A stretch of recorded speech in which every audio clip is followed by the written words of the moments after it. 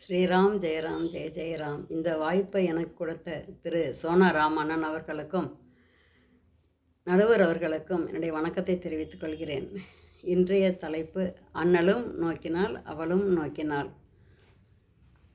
மிதிலை நகரை நோக்கி ஸ்ரீராமர், லக்ஷ்மணர், விஸ்வாமித்திரர் மூவரும் சென்று கொண்டிருக்கிறார்கள். மிதிலை நகரை அடைகிறார்கள்.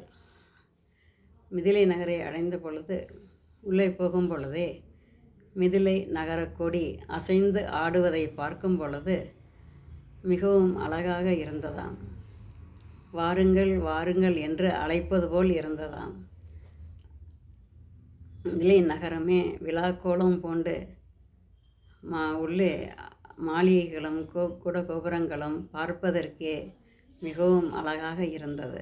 அங்கு பெண்கள் நடனம் ஆடியும் பாட்டு பாடிக்கொண்டோம் ஊஞ்சல் ஆடிக்கொண்டோம் மிகவும் சந்தோஷமாக இருந்தார்களாம். விழாக்கோலமே போன்றது போல் மிதிலை நகரம் ஜொலித்ததாம்.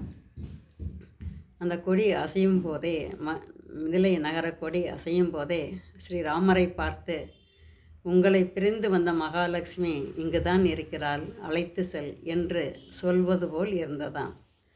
ஆனால் ஸ்ரீராமரோ எதையுமே நிமிர்ந்தே பார்க்கவில்லை. உள்ளே போய் கொண்டு இருக்கிறார். மன்மதனோ சீத்தையின் அழகை வண்ணங்களால் ஓவியமாக வடிக்க வேண்டுமென்று முயற்சி செய்கிறார். ஆனால் அவரால் ஓவியமாக வடிக்க முடியவில்லை. பிறகு யோசித்து அமுதத்தை வைத்து அதன் மூலம் ஓவியமாக தீட்டலாமா என்று யோசிக்கிறார். அமுதத்தை எடுத்து தூரிகையை எடுத்து தோய்த்து சீதையின் அழகை ஓவியமாக வரைய முயற்சி செய்கிறார். அப்படியும் அவரால் முடியவில்லையாம். கன்னி மாடத்திலே சீதை அன்னப்பறவைகளோடு விளையாடி கொண்டிருக்கிறார். சீதா தேவியுடன் இன்னும் பல பெண்களும் இருக்கிறார்கள். ஆனால் சீதையோட அழகை அவர்களோடு ஒப்பிட்டு பார்க்க முடியவில்லை. மக்கள் பார்க்கிறார்கள். சீதாதேவியை பார்த்து கொண்டே இருக்க வேண்டும், அவருடைய அழகை பார்த்தவண்ணம் இருக்க வேண்டும் நினைக்கிறார்கள்.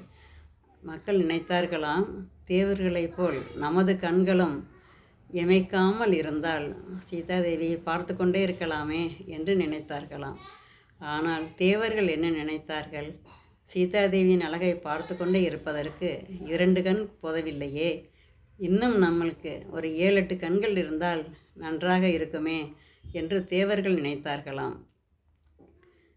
சீதையின் அழகு 100 கோடி மின்னல்களுக்கெல்லாம் தலைவியாக இருப்பது போல் மின்னல் அரசியாக ஜொலித்து கொண்டிருந்தார்களாம்.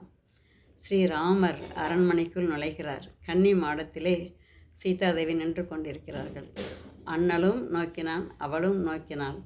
நொடி பொழுதுதான் அந்த பார்வை இருந்ததாம். அதில் ஸ்ரீராமர் நினைத்தாராம், சீதா என்னை பார், சிவதனுசை வளைக்க வேண்டும், அதற்கு முன் பார்வை என் மேல் பட வேண்டும் என்று ஸ்ரீராமர் நினைத்தாராம். சீதாதேவி என்ன நினைத்தார்கள்? இந்த ஸ்ரீராமரே நமக்கு கணவனாக வர வேண்டும் என்று சீதாதேவி நினைத்தார்களாம். சீதையுடன் பார்வை ஸ்ரீராமருக்கு தோள் மேலு பரவி அவருக்கு சக்தியை கொடுத்து சிவதனுசை தூக்கி நான் எய்தார்களாம்.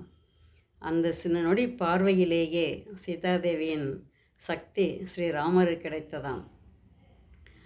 அண்ணலும் நோக்கினார் அவளும் நோக்கினார்.